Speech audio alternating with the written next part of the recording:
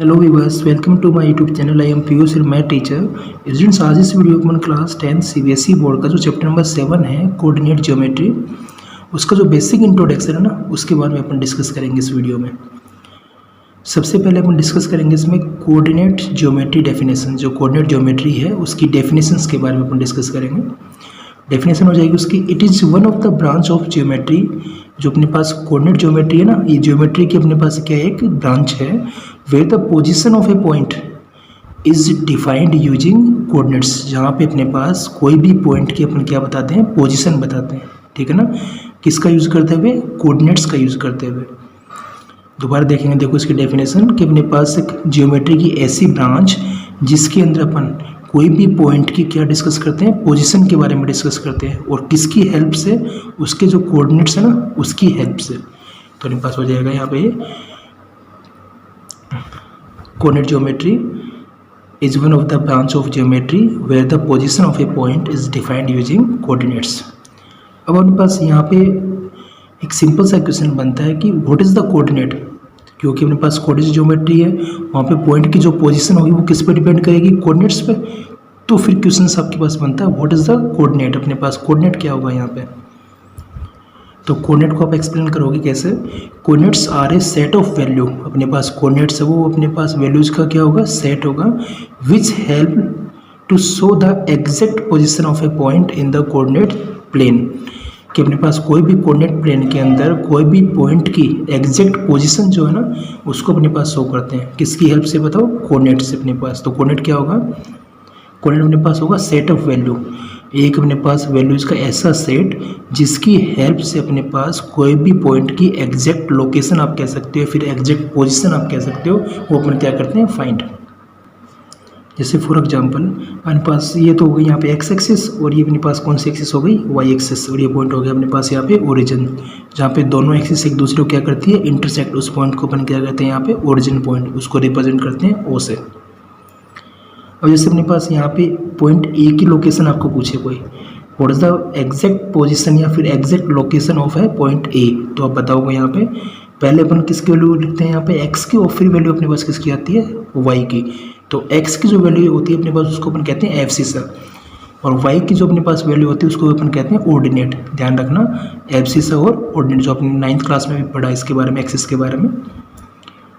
तो ए की जो अगर आपको पोजीशन पूछें तो पहले अपन किसकी वैल्यू लिखेंगे वहाँ पे? एक्स की, और फिर किसकी वैल्यू लिखेंगे वहाँ पे? वाई की। तो यहाँ पे देखो एक्स की वैल्यू क्या है? 2, और वाई की वैल्यू अपने पास क्या है यहाँ पे? 1।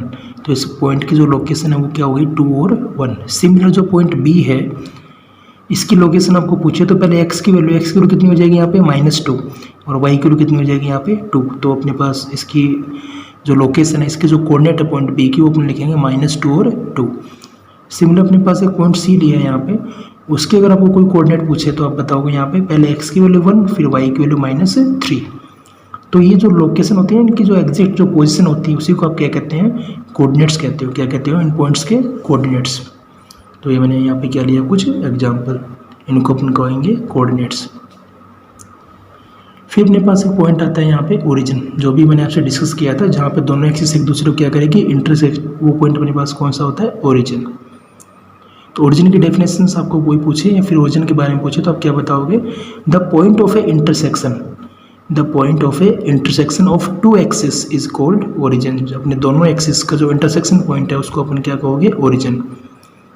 और ओरिजिन के जो अपने पास कोऑर्डिनेट होते हैं वो आप ध्यान रखना क्या होते हैं? 0 0 होते हैं। क्या होते हैं अपने पास? 0 0। यहाँ पे एक्स की वैल्यू भी 0, और इस पॉइंट पे वाई की वैल्यू अपने पास क्या होती है? 0। फिर अपने पास नेक्स्ट आएगा इसके अंदर क्वाड्रेंट क्या होता है? What is the quadrant? The axis divide a plane into 4 parts is called quadrant. अपने पास जो एक्सिस है वो इस प्लेन को 4 पार्ट्स में क्या करती है? डिवाइड करती है, जिनको अपन क्या कहते हैं? क्वाड्रेंट। जैसे ये एक्स एक्सिस, और ये कौन सी एक्सिस हो गई? Y axis. Quadrant first, quadrant second, quadrant third, और इट्स क्वाड्रेंट फोर्थ। ये अपने पास 4 क्वाड्रेंट हो गए यहाँ पे, ठीक है। नेक्स्ट आपके पास है यहाँ पे कोलिनियर पॉइंट्स। इस चैप्टर में अपन पढ़ेंगे कोलिनियर पॉइंट्स के बारे में पढ़ेंगे। तो what is the collinear points? इसमें आप बताओगे इफ 3 और मोर पॉइंट्स, या तो उनके पास कितने पॉइंट हो? 3, या फिर 3 से क्या हो उनके पास ज़्यादा कोई पॉइंट्स हो, lie on the same line, एक ही लाइन पे अपने पास क्या करे, वो लाई करे, दे आर कॉल्ड कोलिनियर। उन पॉइंट्स को अपन क्या कहते हैं, कोलिनियर पॉइंट अपने पास कहेंगे।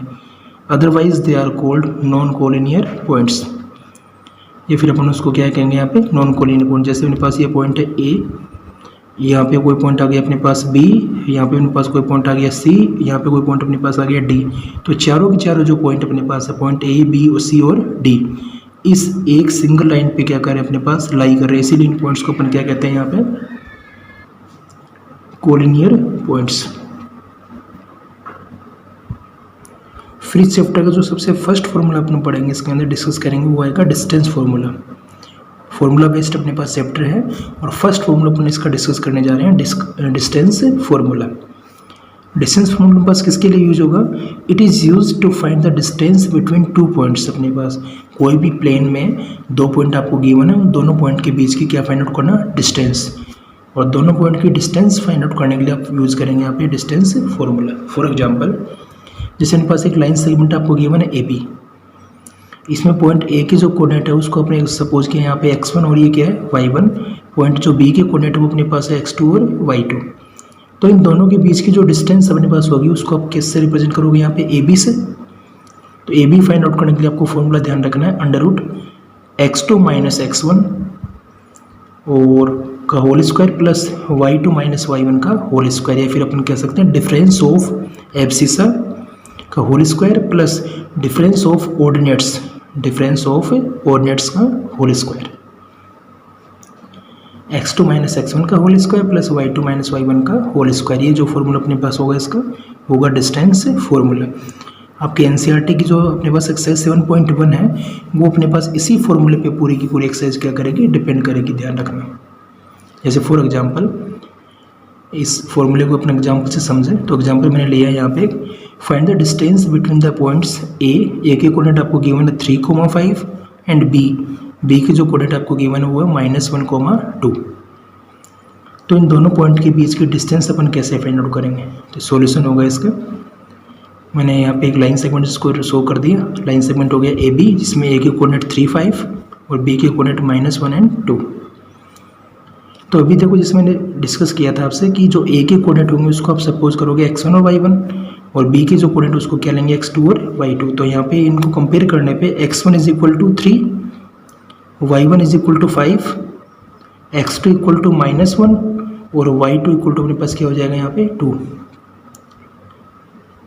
Using distance formula, distance find out करने के लिए कौन सा फॉर्मूला अप्लाई करेंगे अपन, डिस्टेंस फार्मूला। ये हो जाएगा A B under root x2 minus x1 का whole square plus y2 minus y1 का होल स्क्वायर। ये तो हो गया यहाँ पे फॉर्मूला।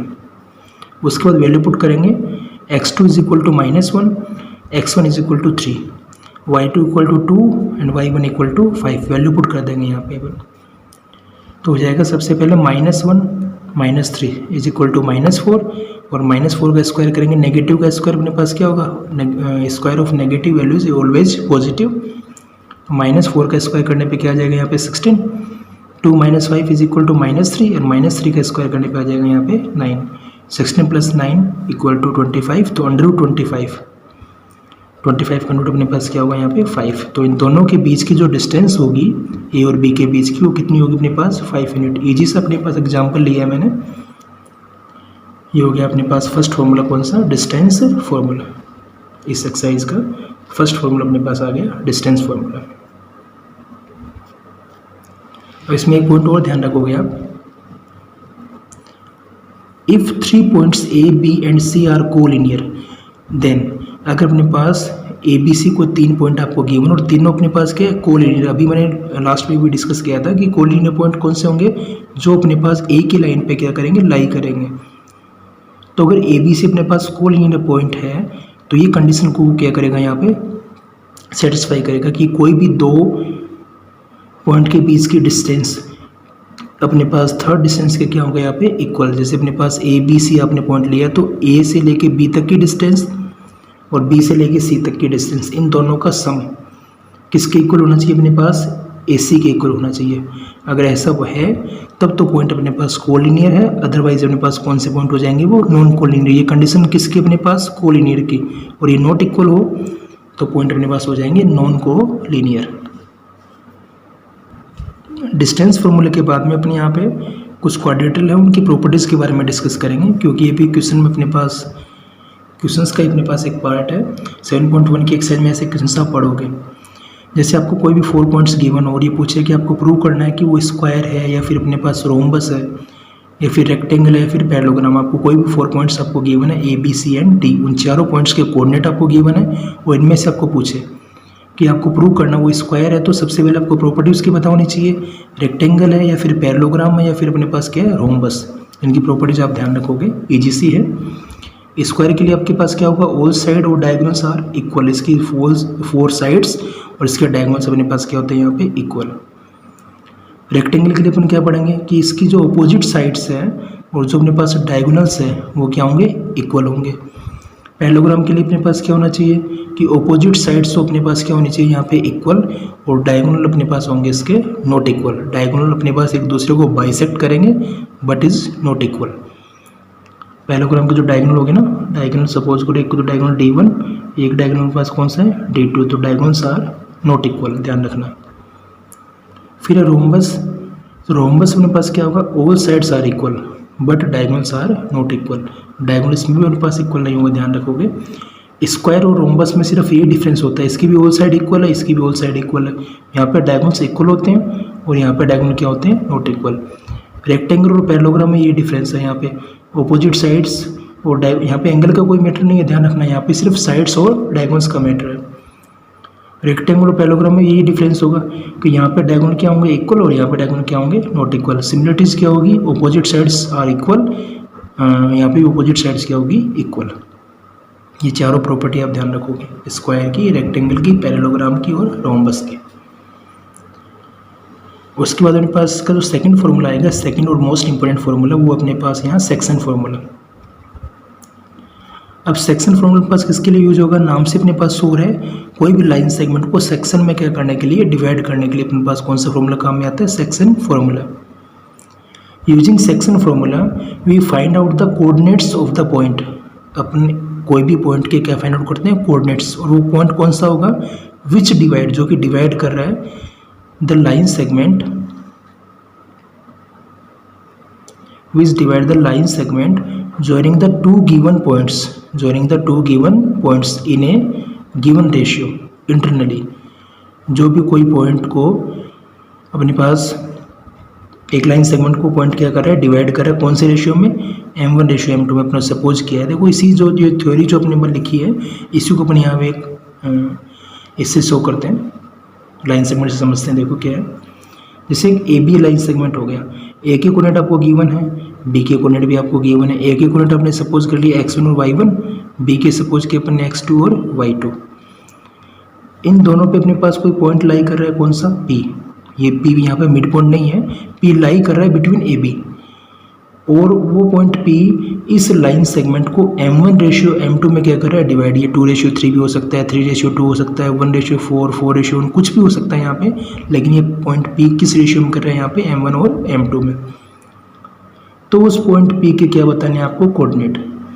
उस पॉइंट के क्या बताने हैं आपको, कोऑर्डिनेट। यहाँ पे दिखा ना मैंने आपको, उस पॉइंट के कोऑर्डिनेट बताने हैं विच डिवाइड द लाइन सेगमेंट, जो कि एक लाइन सेगमेंट को डिवाइड कर रहा है, joining the two given points, जो दो अपने को पॉइंट गिवन होंगे ना, उनको जॉइनिंग करवाने पे वो उसको क्या कर रहा है, डिवाइड। कौन से रेशियो में, M1 रेशियो M2 में।